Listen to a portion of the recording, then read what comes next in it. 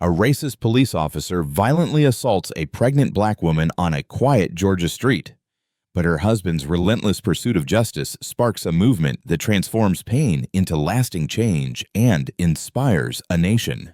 These are stories I have personally witnessed, with the names of the individuals changed to protect their identities. Before we begin, let me ask, what time is it where you are?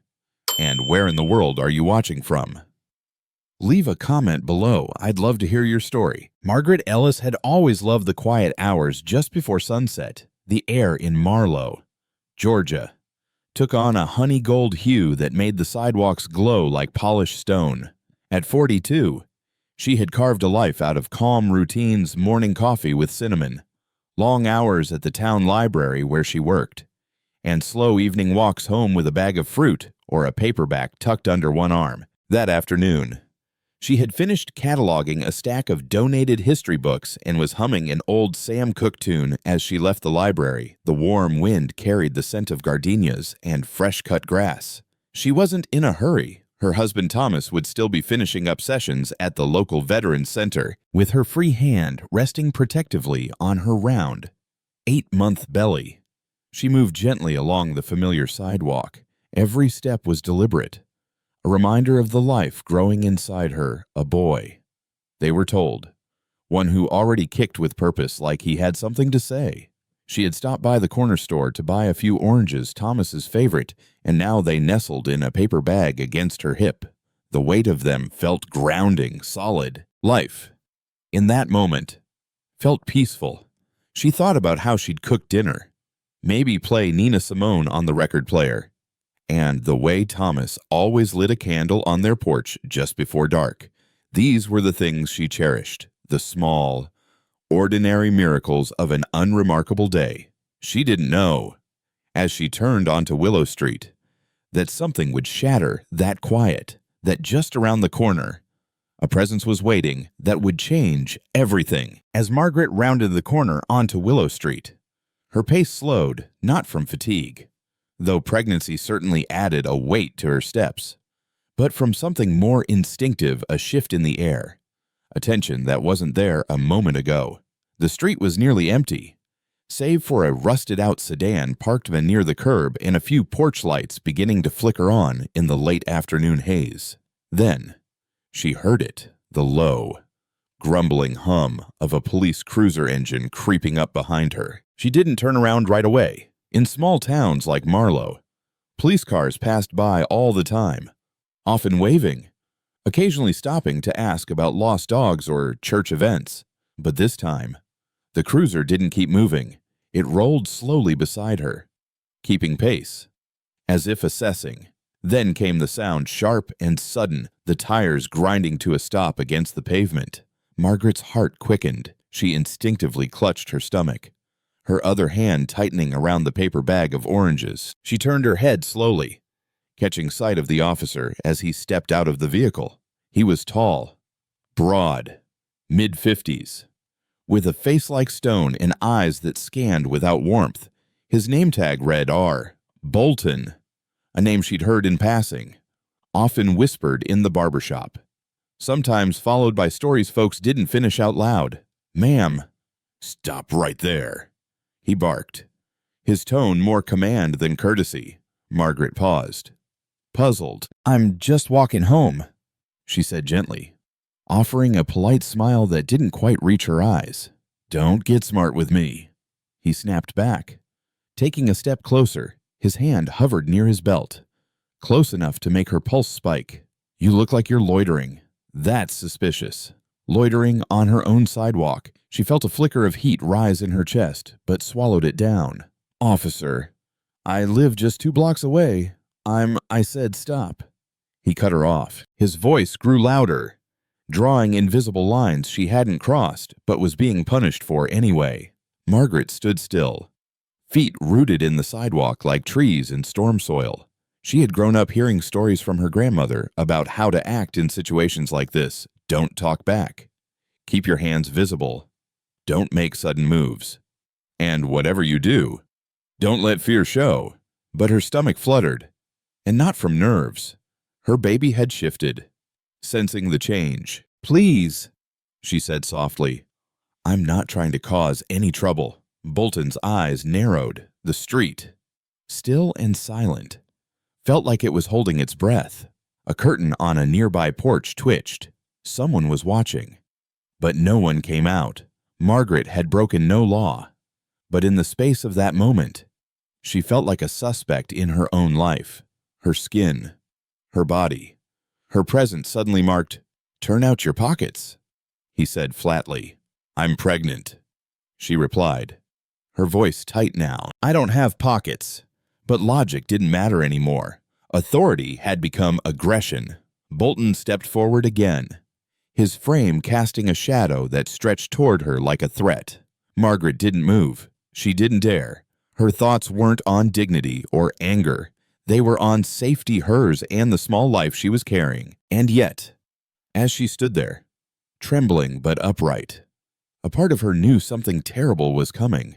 Not because she deserved it, not because she was guilty of anything, but because the world had allowed this kind of moment to happen too many times before. Without warning, Officer Bolton lunged forward and shoved Margaret hard in the shoulder. The force sent her stumbling backward, her flat scraping against the cracked sidewalk as the paper bag of oranges tumbled from her grasp and scattered across the concrete.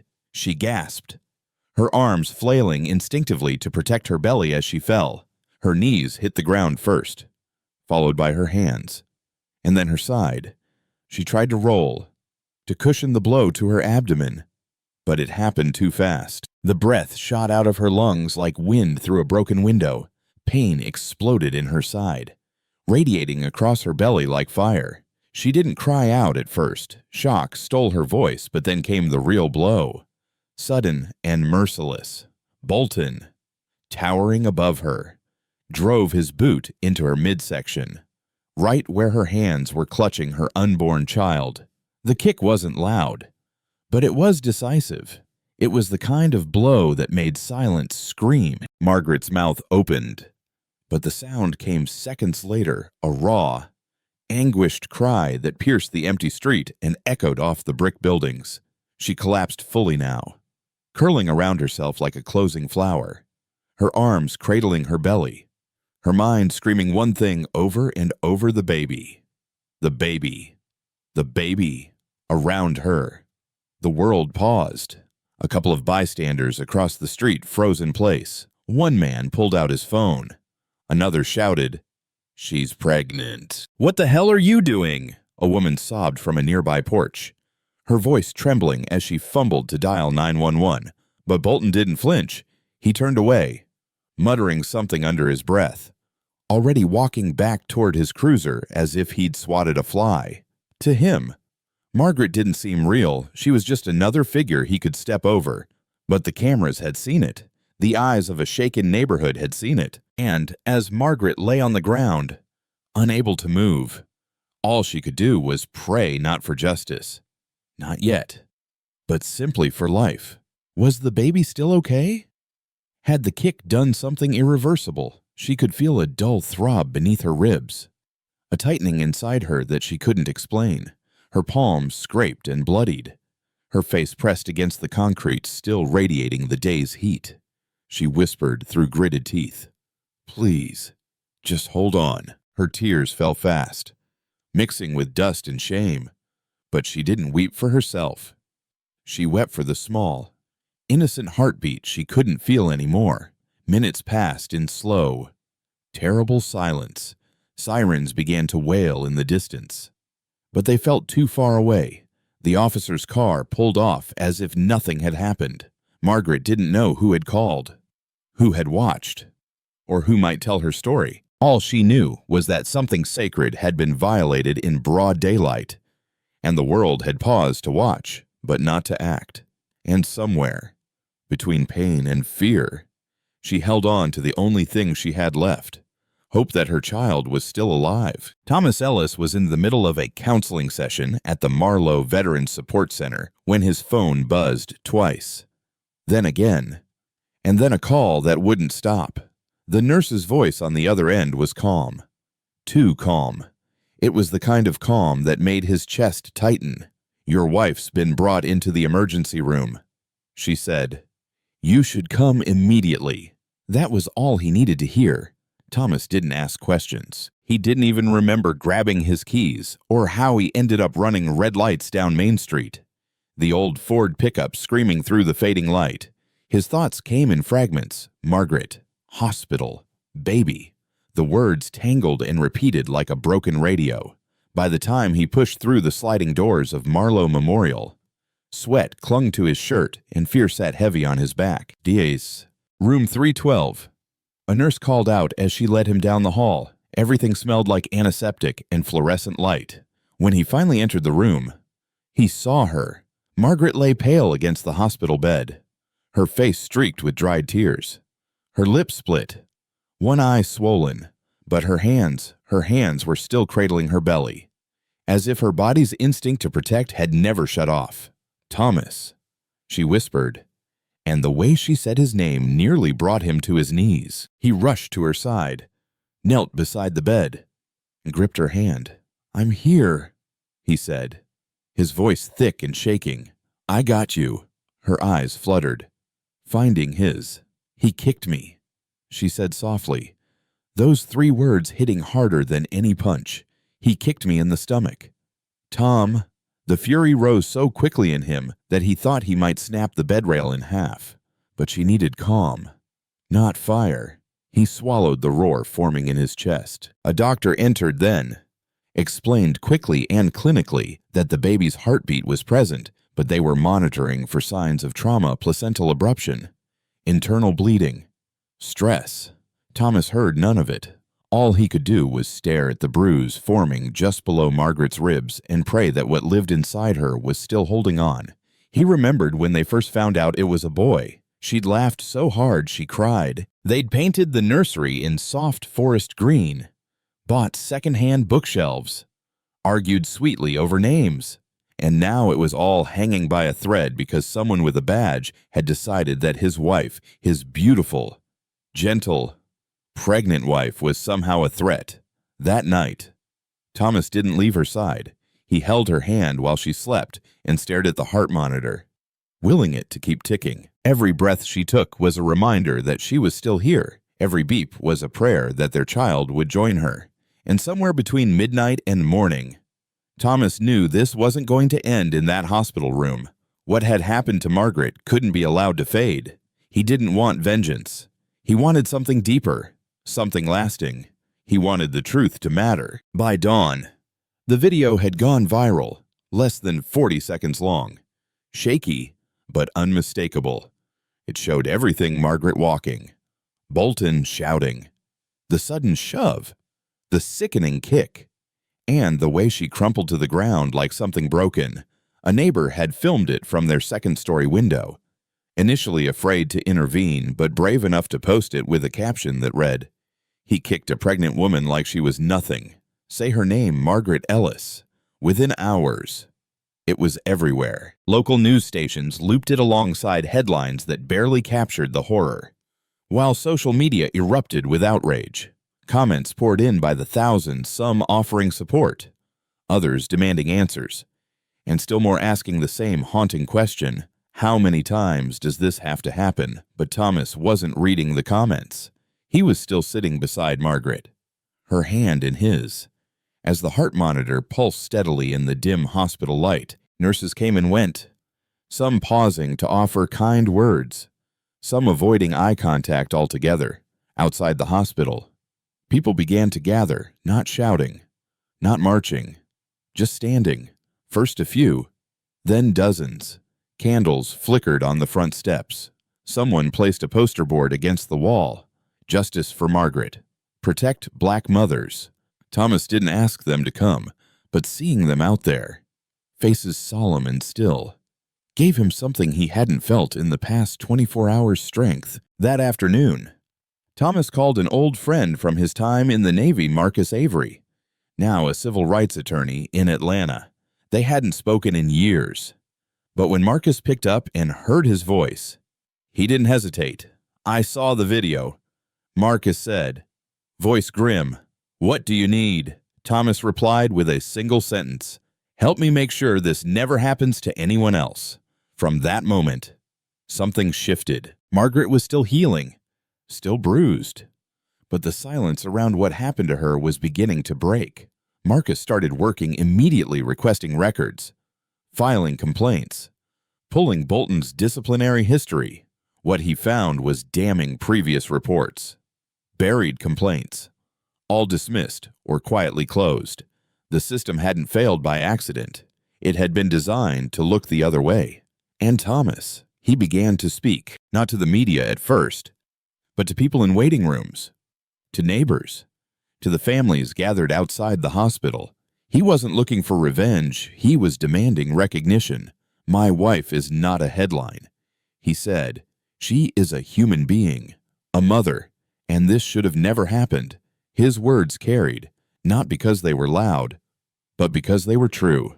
By nightfall, someone brought a speaker and softly played Sam Cooke's "A Change Is Gonna Come." Margaret stirred in her sleep and whispered, barely audible, "That's our song." And Thomas, holding her hand a little tighter, replied, "Yeah, baby, it still is." 3 weeks later, Thomas Ellis sat in the courtroom, suit pressed but tired around the edges, with Margaret by his side, still healing but stronger now, her posture straight despite the lingering pain in her ribs. The courtroom was packed. Reporters filled the back row, local clergy in the front.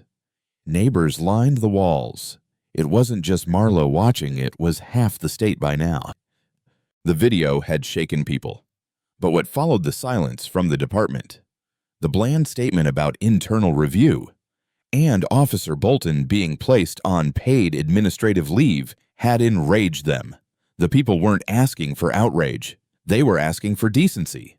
The prosecution started with the obvious: the video, projected on a large screen with no narration, no editing, just the facts. It played once in silence, and even those who had seen it before winced at the moment of the kick. Some looked away. Some cried. Thomas didn't watch the screen. He watched the jury. He watched them react. One woman pressing her fingers to her lips. One man clenching his jaw. Then came the witnesses. The woman who had filmed the video. The 911 caller. The ER nurse who remembered Margaret's face and the bruising along her abdomen. But it was Margaret's testimony that quieted the room.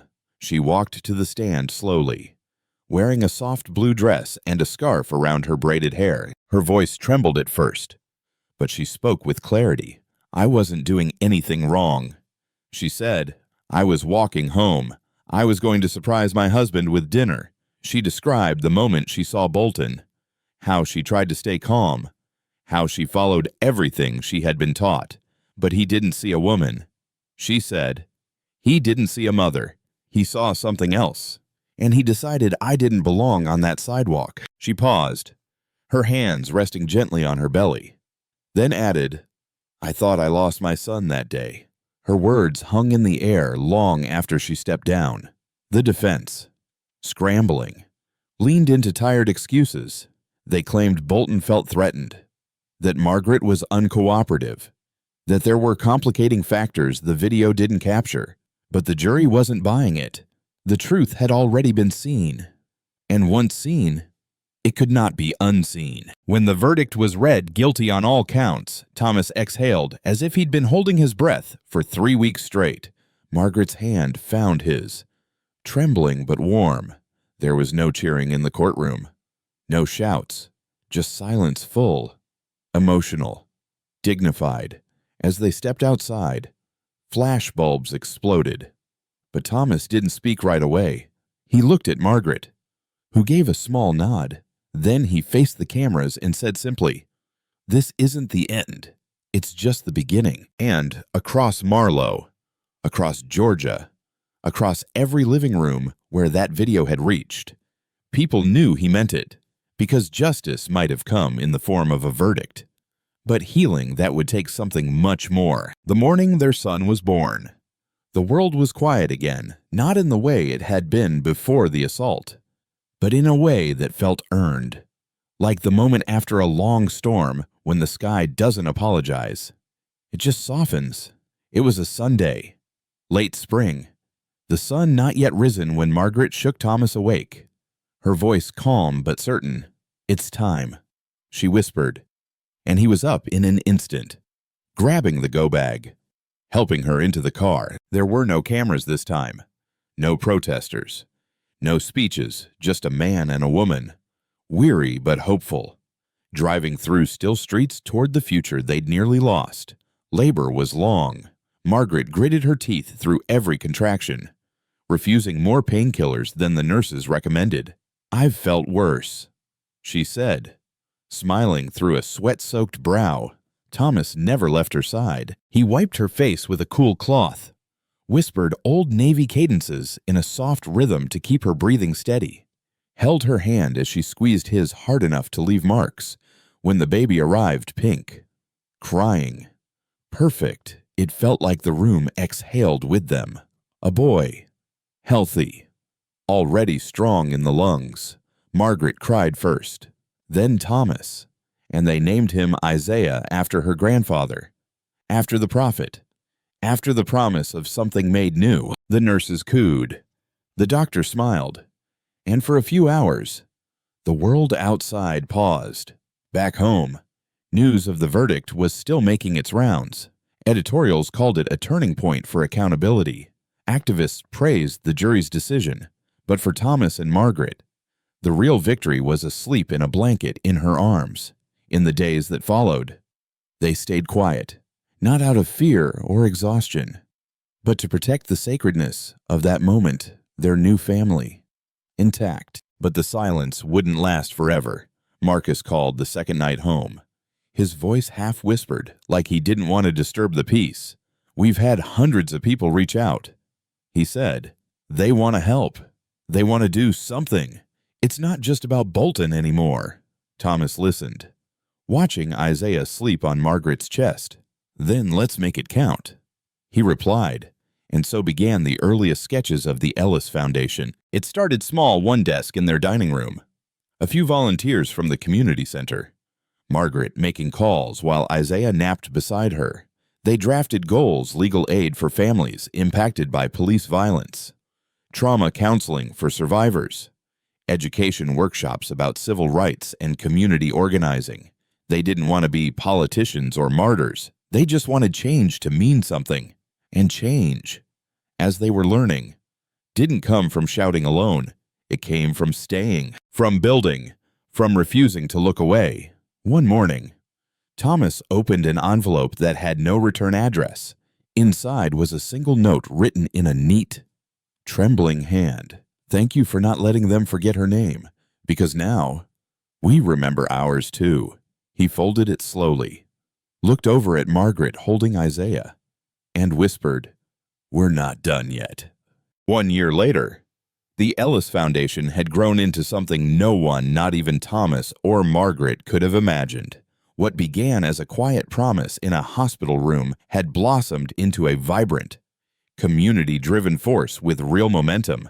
Their office was now a repurposed old firehouse downtown, its brick walls lined with photos of families they had helped, names once buried, now spoken aloud, stories once ignored, now documented with care. On Isaiah's first birthday, they hosted a block party not just to celebrate his life, but the lives they had touched and the movement they had sparked.